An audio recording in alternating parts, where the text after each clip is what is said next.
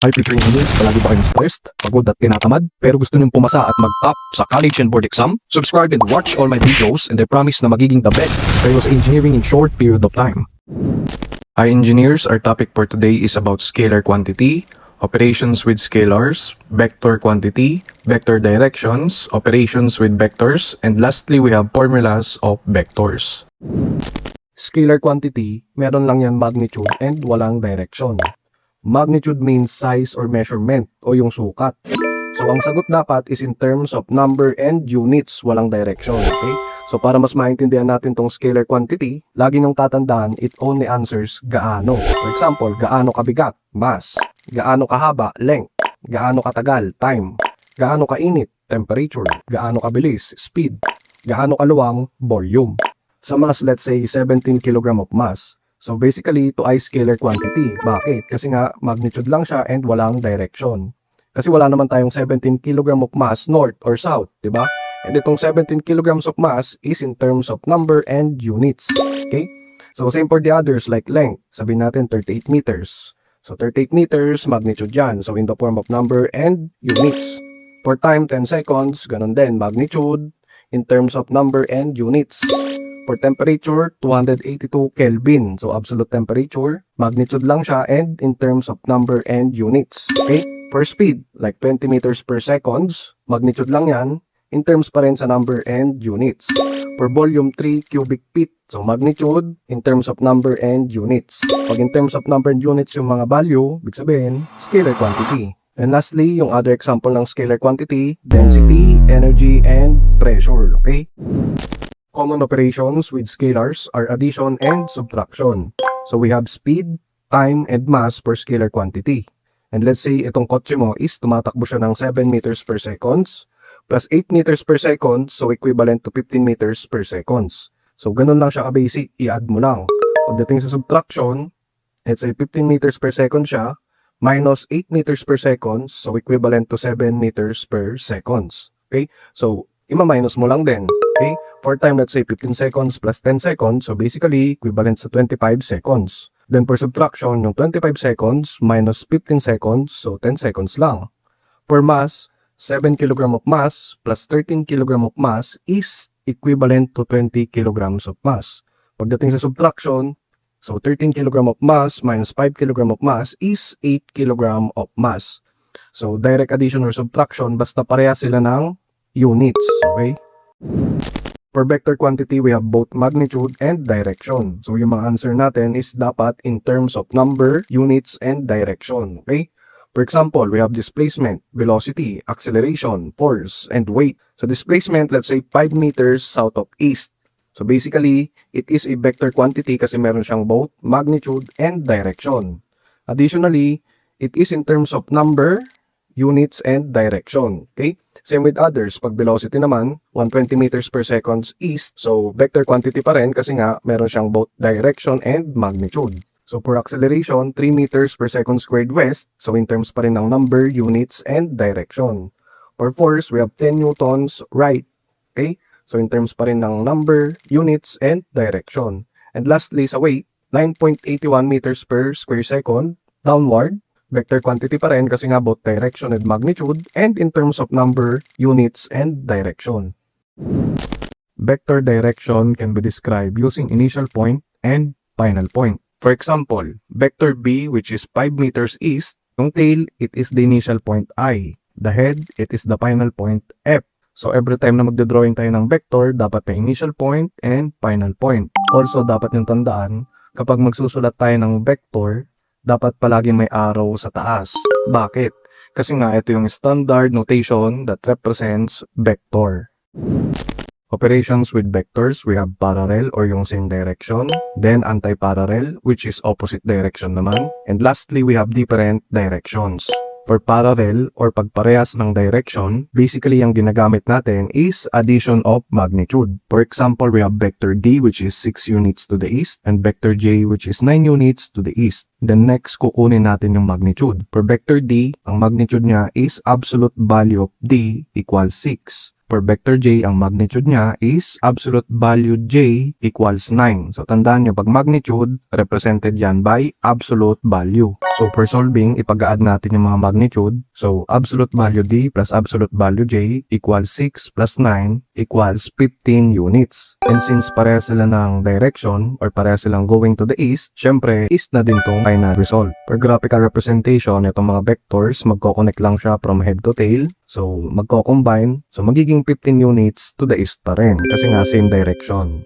After natin i-add yung mga vectors, yung result niyan tinatawag nating resultant. For anti-parallel or pag-opposite direction, ang gagamitin natin is subtraction of magnitude. For example, we have vector j, which is 9 units to the east. Then we have vector d, which is 6 units to the west. So kukunin natin yung magnitude. For vector j, we have absolute value of j equals 9. For vector d, we have absolute value of d equals 6. And since opposite direction sila, yung mas malaking vector, which is yung vector j, is babawasan natin ng mas maliit na vector, which is yung vector d. So equivalent to 9 minus 6, equivalent to 3 units to the east.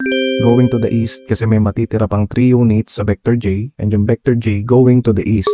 For graphical representation, so magko-connect pa rin sila from head to tail, and yung matitira sa vector j is 3 units to the east. So itong natirang 3 units to the east, ito na yung resultant after ng subtraction. Then lastly, pag hindi same direction and hindi rin opposite direction, dyan papasok yung different directions. Pag different directions, basically nagkakaroon tayo ng resultant. For example, we have vector j, ang magnitude niya is 5, and we have vector f, ang magnitude niya is 3. So basically, magko-connect yan from head to tail. After that, magkakaroon tayo ng resultant. So it will start from the initial point ng vector I going to head of vector f. So yung resultant, ito yung pinagsamang vector I and vector f. Pero take note, hindi dapat natin directly i-add. Bakit? Kasi nabuo nating figure is a right triangle. So gagamitin dito is Pythagorean theorem.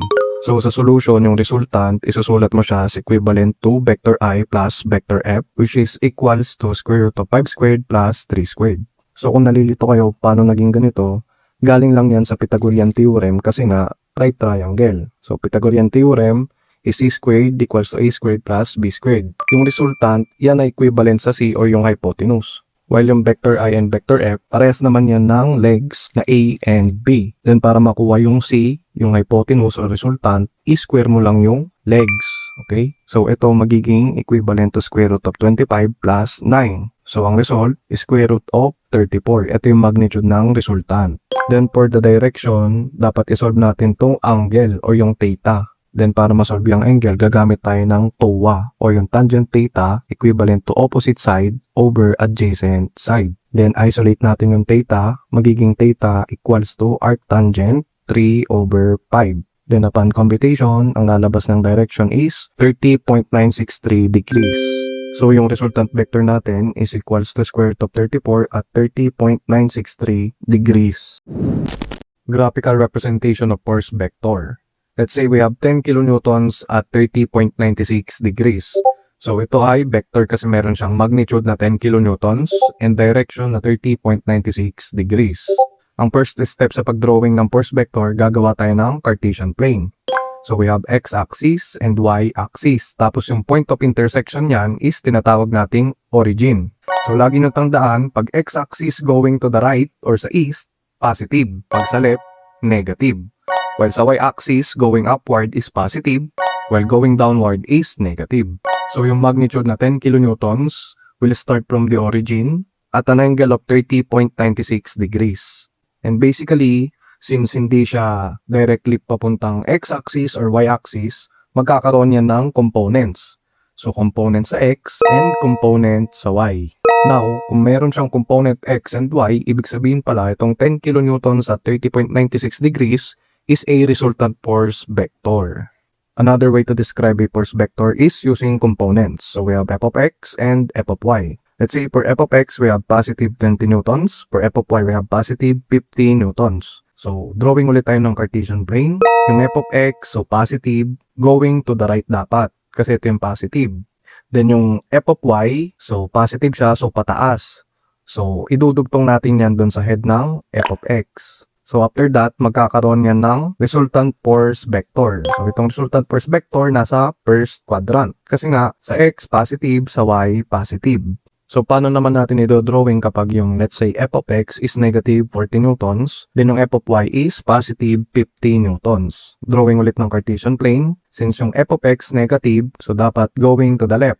Then f of y positive, so pataas. So i-connect lang ulit, then magkakaroon tayo ng resultant force vector. So ngayon, yung force vector natin or yung resultant is under the second quadrant. Bakit? Kasi nga yung f of x mo negative na, while yung f of y mo is still positive. Now, punta tayo sa formulas. Pag magsasolve tayo ng resultant force vector f, ito yung gagamitin natin. So f is equal to square root of f of x squared plus f of y squared. Now, kapag ang hinahanap is components like yung f of x and f of y, ito yung gagamitin natin. For f of x, we have f cosine theta. For f of y, we have f sine theta. Or kung pag walang given theta or angle, pwede natin gamitin to, pero dapat may value na ito. Okay? So, mag-isolate lang tayo ng unknown. Now, to compute for the angle, ang gagamitin natin is theta equals to arctangent quantity f of y over f of x.